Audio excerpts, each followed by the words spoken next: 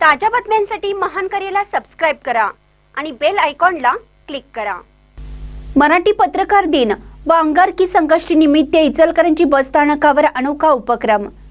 मराठी पत्रकार दिन आणि अंगारकी संकष्टी असा दुहेरी योग साधत महाराष्ट्र राज्य परिवहन महामंडळाच्या इचलकरंजी आगाराच्या वतीने आज शिवतीर्थ बस स्थानक येथे एक अनोखा व अभिनव कार्यक्रम पार पडला।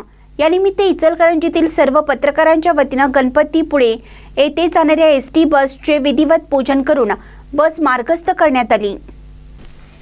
या उपक्रमाचे नियोजन इचलकरंजी आगाराचे व्यवस्थापक सागर पाटील यांनी केले होते।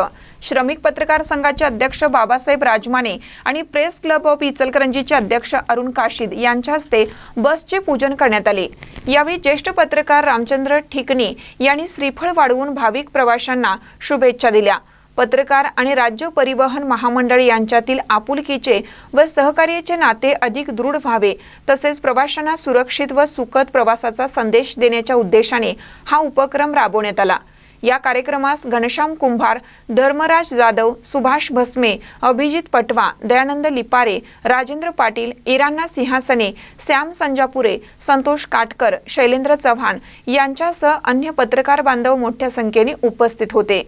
यावेळी राज्य परिवहन महामंडळाचे अधिकारी, स्थानक प्रमुख सौ शिल्पा थोरात, कार्यशाळा प्रमुख सुहास चव्हाण, वाहतूक नियंत्रक रमेश नाईक, साहेबराव कोठावळे, पर्यवेक्षीय कर्मचारी व चालक व वाहक ही उपस्थित होते।